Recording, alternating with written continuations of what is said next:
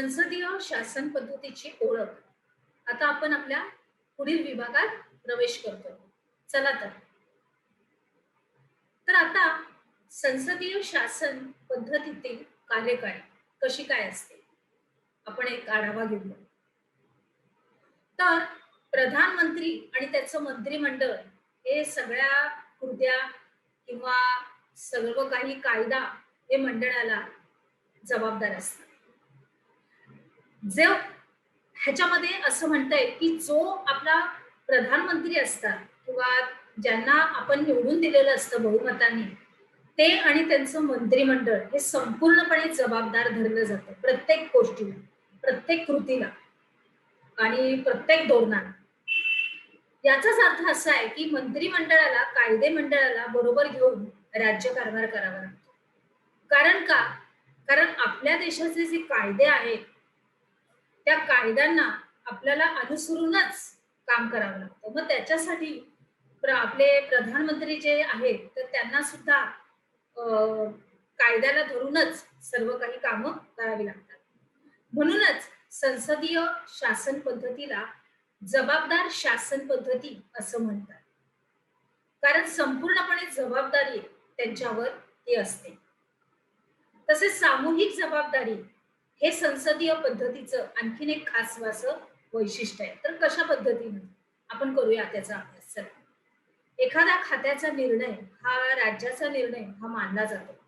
तर या निर्णयाची जबाबदारी संपूर्णपणे मंत्रिमंडळाची असते. कुणाची असते?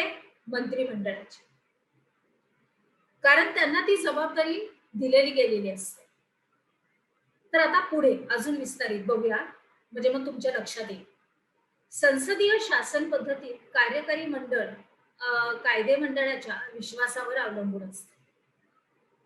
याचाच अर्थ की जोपर्यंत आता हे जे आपण उपक्रमात आहे तेच मुद्दे आपण सगळे काही विस्तारित करत आहोत की जोपर्यंत कायदे मंडळाचा कार्यकारी मंडळाला पाठिंबा असतो. नीट लक्ष द्या. कायदा मंडळ त्याचं आपल्या कार्यकारी मंडळाला म्हणजे मंत्री आपले जे प्रधानमंत्री आहेत त्यांच्या संपूर्ण कार्यकारी मंडळाला जो पाठिंबा असतो किंवा त्याला जी परवानगी असते तोपर्यंतच कार्यकारी मंडळ म्हणजे प्रधानमंत्री आणि मंत्रिमंडळ यांचा अधिकारावर ते राहतात. लक्षात आलं? तोपर्यंतच ते त्या अधिकारावर राहतात.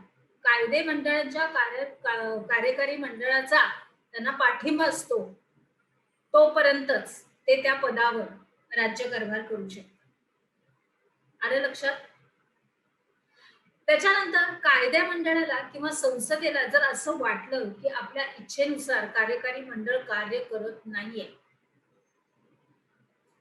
म्हणजे कोण प्रधानमंत्री आणि त्यांचं मंत्रिमंडळ हे कार्य व्यवस्थित करत नाहीये त्यांच्या इच्छेनुसार, कुणाच्या? कायदे मंडळ आणि संसदेच्या, तर संसद आपल्या अविश्वासाचा ठराव मांडून कार्यकारी मंडळाला सत्तेपासून दूर करून टाकते. म्हणजे त्यांना ते बरखास्त म्हणजे काढून टाकण्यात यशस्वी होतात. काढून टाकण्याचा निर्णय ते घेऊ शकतात. अविश्वासाचा ठराव हे नियंत्रणाचे एक प्रभावी साधन आहे. अविश्वास जर का आपण एखाद्या गोष्टीवर एखाद्यावर विश्वासच नाही ठेवत आहे किंवा अविश्वास दाखवतो तर ते एक नियंत्रण करायला एक प्रभावी असं साधन. बरोबर? संसदीय शासन पद्धतीमध्ये संसद किंवा कायदे मंडळ हे श्रेष्ठ असतं. परत एकदा नीट लक्षात घ्या. थोडस गुंतागुंतीचं आहे परंतु स्पष्टीकरणामध्ये तुम्हाला त्या सगळ्या गोष्टी या स्पष्ट होतील. संसदीय शासन पद्धतीमध्ये संसद किंवा कायदे मंडळ हे श्रेष्ठ असतात. बरोबर?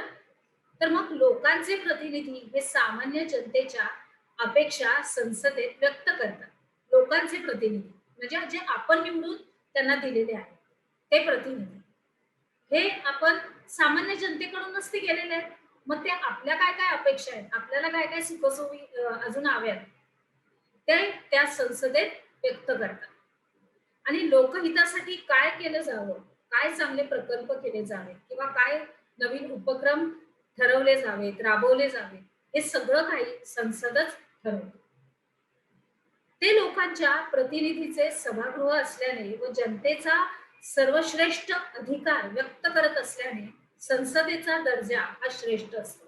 कारण संसदेमध्ये संपूर्णपणे लोकांच्या कल्याणार्थच आणि त्यांच्या हितासाठीच आणि त्यांच्या विकासासाठीच संपूर्णपणे उपक्रम हे आयोजले जातात आणि राबवले जातात. बरोबर आहे, म्हणून त्याला एक श्रेष्ठ असा दर्जा दिला गेलेला. इथपर्यंत लक्षात आलं? अगदी बरोबर. जाऊया पुढे. चला, आता संसदीय शासन पद्धती ही आपण का स्वीकारलेली, आपल्या भारताने का स्वीकारलेली? तर ब्रिटिश राजवटीच्या काळामध्ये तुम्हाला माहितच असेल की आपण आपल्या इतिहासात शिकलेलोच आहे की ब्रिटिश लोकांनी आपल्यावर राज्य केलेलं आहे. तर मग त्या काळामध्ये भारतात संसदीय संस्थांची निर्मिती झाली होती.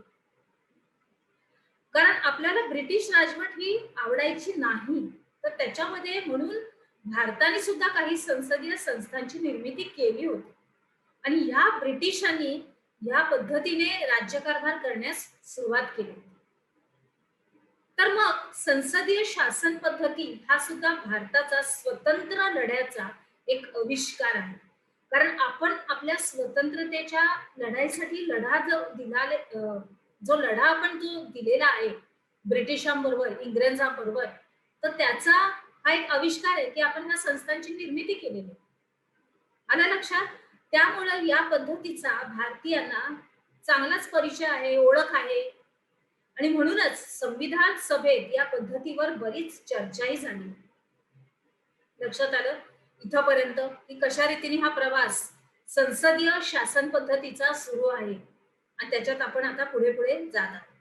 तर संविधानकर्त्यांनी या पद्धतीत भारतीय परिस्थितीला अनुकूल ठरतील असे बदल केले. सार्वजनिक हितांच्या प्रश्नावर संसदेत चर्चा होते. म्हणजे बघा की संसद ही अशी आहे जी सर्वसामान्य लोकांचे जे काही प्रश्न आहेत त्यांच्या सगळे काही सोडवले तिथे जातात आणि त्यांच्यावरच, त्या प्रश्नावरच ते संपूर्णपणे त्या समस्या ज्या असतात त्याच्यावर ते उत्तर शोधत असतात. बरोबर. त्याच्यानंतर या चर्चेत विरोधी पक्षाचे काही सभासदही भाग घेतात.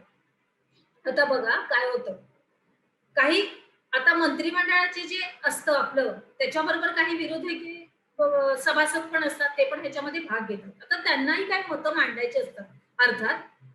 तर योग्य ठिकाणी शासनाला सहकार्य करणं, धोरणातल्या किंवा कायद्यातील त्रुटी दाखवून देणं, या प्रश्नाची अभ्यासपूर्ण मांडणी करणं इत्यादी बाबी या विरोधी पक्ष करू शकतात.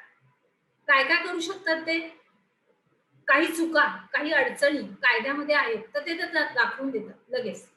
त्या अडचणी आणि त्या त्रुटी हे विरोधक पटकन दाखवून देतात आणि त्याच्यामध्ये काय सुधारणा करायचे किंवा त्याच्यामध्ये काय बदल करायचे हे सुद्धा ते सांगतात. ह्याचीच मांडणी ते करू शकतात. यामुळे संसदेला अधिक निर्दोष कायदे करणे हे शक्य होतं. कारण संसद ह्या दोघांनाही घेऊन काम करते, समर्थक आणि विरोधक. आपण बघतच आलेलो आहोत त्याच्याप्रमाणे. आल्या लक्षात आता इथपर्यंत? चला पुढे जाऊया.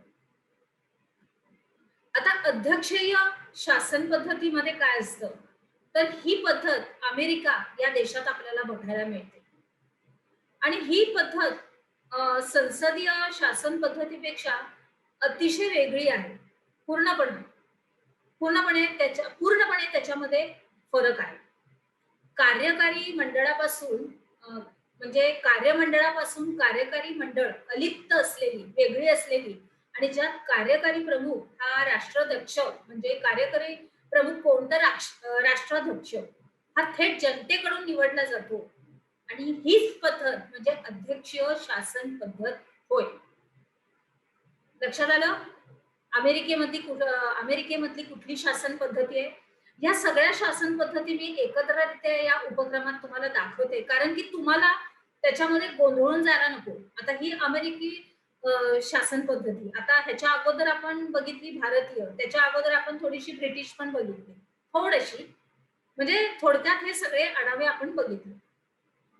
तर शासन संस्थाच्या या तिन्ही शाखा या पद्धतीत एकमेकांपासून स्वतंत्र असतात, परंतु त्यांच्या कार्यात एकसूत्रता म्हणजे एक संबंध म्हणजे पूर्णपणे एकबद्धता अशी असली पाहिजे, इतपत त्यांच्यात संबंधही असतात.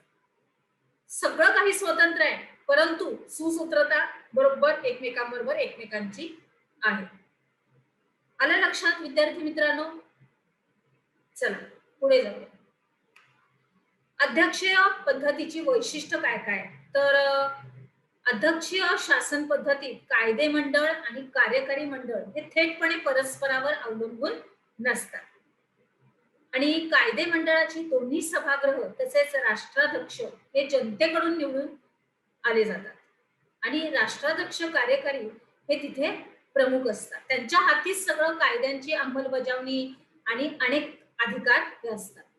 आणि अध्यक्षीय शासन पद्धतीमध्ये अशा प्रकारची रचना असली तरी कायदे मंडळ आणि कार्यकारी मंडळ हे परस्परांवर काय होतं, नियंत्रण ठेवतं. म्हणजे कार्यकारी मंडळ, कायदे मंडळ हे परस्परांवर एक प्रकारचा अंकुश असतो, नियंत्रण असतं त्यांचं. आणि ह्या परस्परावरील नियंत्रणामुळेच जबाबदार पद्धतीने राज्यकारभार होऊ शकतो. कारण एक जर चुकलं तर दुसरं त्याला सुधारू शकतो, दुसरं चुकलं तर पहिलं त्याला सुधारू शकतो. आलं लक्षात? चला पुढे जाऊया. आता आपण काय शिकलो? संसदीय शासन पद्धतीला जबाबदार शासन पद्धती असं का म्हणतात? प्रधानमंत्री आणि मंत्रिमंडळ केव्हापर्यंत अधिकार पदावर राहतं? संसदेचा थोडक्यात तुम्हाला आढावा द्यायचा आहे. संसदेला अधिक निर्दोष कायदे करणे का शक्य होतं? अध्यक्षीय शासन पद्धती म्हणजे काय आणि अध्यक्षीय पद्धतींची वैशिष्ट्य तुम्हाला लिहायची. चला तर मग आपण आपल्या पुढील उपक्रमात आता जाऊया.